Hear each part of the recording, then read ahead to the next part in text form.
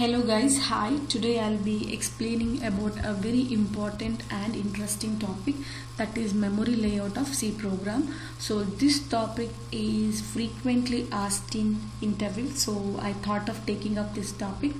I'll be explaining from very basic but still the important concepts which you must know while attending any interviews. Okay, so let's begin with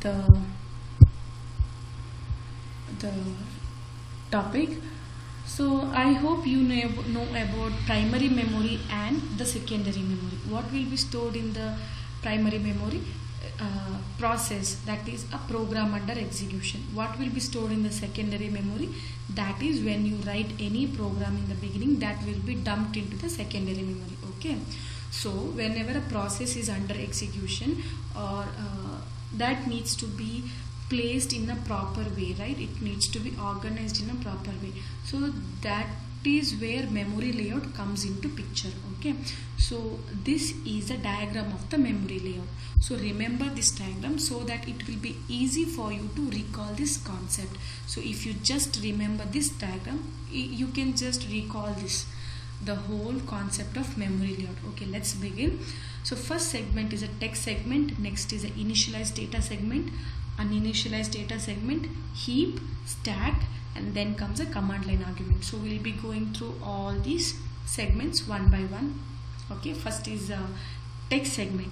Text segment consists of all the executable instructions of a compiled program. What and all executable instructions are there that are stored in this particular text segment. Okay, text segment is shareable. Shareable means what? Say for example, you are in a class and the class has one blackboard and all the students will be sharing all the students will be referring to that one single blackboard, right? So similarly here there will be only one text segment where all the applications whichever wants to refer this can access to this. Okay, and another important thing is read-only segment. Read-only means what? Since multiple applications may refer to this particular text segment, this text segment is read-only. It cannot be modified by some other applications. The original data or the actual content cannot be modified. Okay, next is the initialized data. Initialized, as a name says, the data here are initialized one. So here it stores the variables which are initialized, means it has the value at its right hand side. So which type of variable we can store? Only global, static, constant and external variables we can store here, right? So which are global variables? These two are global variables, name and yes. It is initialized with hello world and hacker earth. And this is static variable I, and it has a value initialized, that is 11. And extern means it is defined with the keyword extern. Static means it is defined with the keyword static, and constant means defined with the keyword constant. These two are global variables because that is mentioned outside the program function main, right? Okay, next is uninitialized data. So now we have seen initialized data. What might be uninitialized data? Uninitialized data means it will not have the initialization, right? So the variables same as global, static, constant and external variables, but those are not initialized. So we have the example here for uninitialized data segment, that is character C. This is a global variable, static int I. This is a static variable. Both of these are not initialized. Which was the next segment? Next segment is a heap segment. So heap is a type of the memory where dynamically allocated variables are stored. Now you should know what is dynamically allocated variables. For dynamically allocated variables, the memory is allocated or the memory is reserved only during the runtime. Okay, those type of variables are called as dynamically allocated variables. So how you can allocate the memory dynamically? That is by using functions like malloc, calloc and realloc. So these three functions are very important and you need to remember the syntax and one example for this one. right? So this is one example, but it's okay, we will see that in the next slide, coming slides. So which was our next segment, as we have seen, just I will go.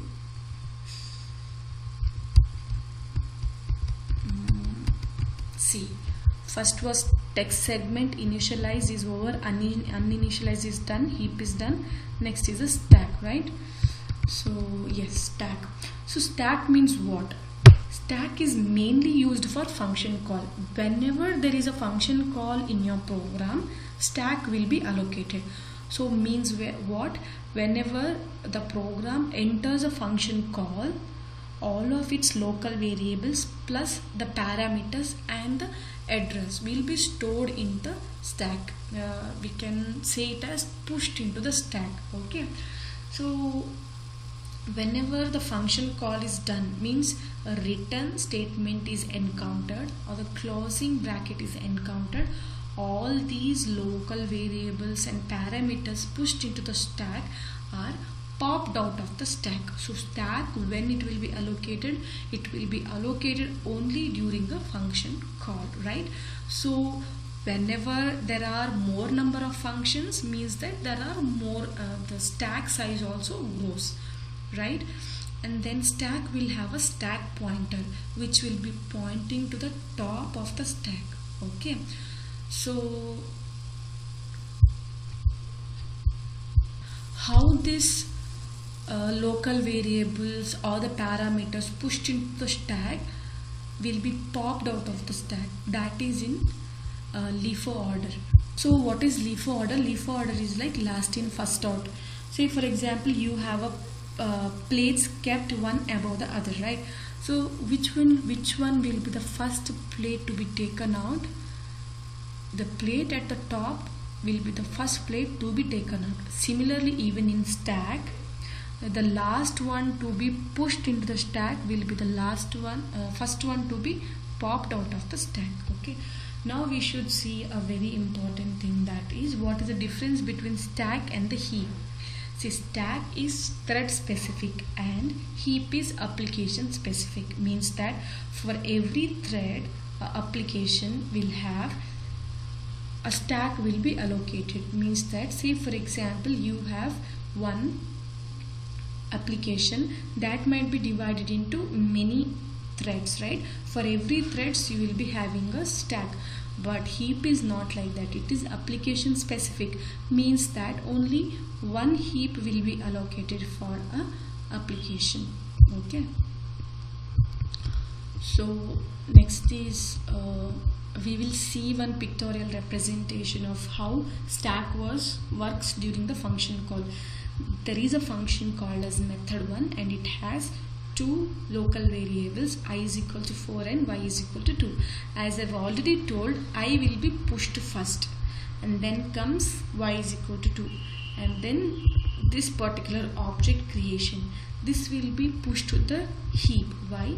Because remember, creating an object is a dynamic process, means that the memory will be allocated only during the runtime. So when a function call is done, when this is encountered, one after the other, all the variables and parameters will be popped out. Which is the last one to be pushed? That is this one. So 1, 2, 3. Last one will be popped is I is equal to 4. Okay. So now we will see how the dynamic memory is allocated. As I've already told, there are functions like malloc, calloc. Okay, malloc. What malloc will do? Malloc reserves a block of the memory of the specified number of bytes. So specified number of bytes is the argument taken by the malloc. So this is a syntax. You should take a pointer and then a cast type. Cast type means it can be int, float or anything. Okay, and then malloc, and then size, that is what number of bytes you want to allocate. So here I have taken float and then 10 number of bytes I want to allocate. So 10 multiplied by what is the size of the float, that is 4. Total it will be 40 bytes of the memory will be allocated. So size here I have given it as 10. So this is one argument. Okay, so next is calloc. Kellogg allocates continuous blocks of memory. So here the syntax is same as a malloc, but here it takes two arguments, that is size and n. Okay, so here I have taken it as 5 and size of float, so it will allocate 5 blocks each of size 4. Why it is? Because float has a size of 4. Okay, what is the difference between malloc and Kellogg? So malloc takes only single argument and Kellogg takes two arguments, n and size. And another important point is that malloc will not initialize the block to 0, but Kellogg initializes the block to 0. Next is free. Why free is used? See, you will allocate a memory using the dynamic memory allocation. Okay, but if you don't free that space or if you don't release that, it will create a problem called as memory leak.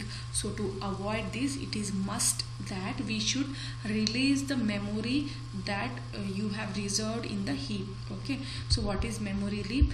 Memory leak in the sense, whatever the memory you will allocate in the heap, that needs to be released, or else it causes a problem called as a memory leak. So next is a realloc. Realloc means what? That is reallocation. So using reallocation, you can shrink or you can increase the size of the blocks. Say for example, you have already created already reserved a memory block, but it is not enough, you want to extend that, right? So you can use realloc function that. So during that you should pass a new size. So we will see one program which will demonstrate malloc and realloc, also at the end free. So here I will be taking two size 1 and size 2. Size 1 for malloc, that is reserving the memory for the first time, and S2, that is for reallocating the memory to the newer size. Okay, so here I'll be using a for loop. So first we will see, this is a syntax of the malloc. What is the size? That is of your choice, and size of int it will take. See, there I had taken it as float, and here I am taking it as int, but the size will be 4 itself for int and float. Okay, so now we will be printing the address of the memory, previously allocated memory, that is using the malloc. Okay, so this will be iterated how many times? Yes, 1 times. If you have given it as 2, it will be iterated 2 times. 3 means 3 times it will be iterated. So pointer plus I means what? Pointer will be, as I've already told, this particular function returns what? The address of the first block. So this will have the address of the first block. So how many times? Plus I means it will be iterated 3 times, means 3 addresses it will be printed. Okay, so once used malloc, we can change the size using the realloc. So we are using realloc function here, and we'll be passing the new size, and similarly we will iterate through the address. So now we will see the execution of this one. So here I have taken an online IDE. Here I have just copy pasted the program, whatever is there I have in slide. Okay, the same program. So we will be passing 2 and 3. So this is a size S1 and this is size S2. So let's execute.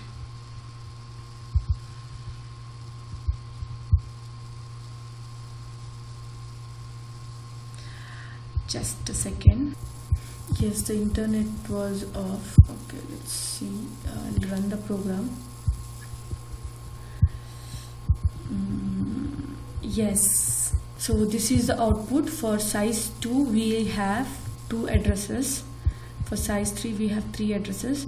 So in the first one, what happens? 2 multiplied by size of int 4. 4 into 2, that is 8. And next time we will be having 3 into 4, that is 12.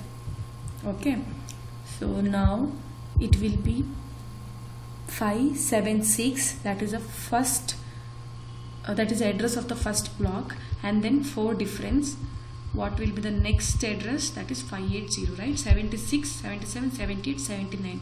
That will be the first block, and next block will start from 580. Similarly, here if the size is 3, it will be increased by one more block. After 580, it will be 584. The next block will be starting from 584.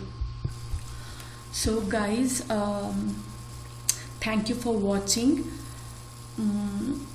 Please keep supporting, and if you have not subscribed my channel, please subscribe. And while learning, make sure that you will understand the basics, so that it will be easy for you to recall and you will remember the concept for long.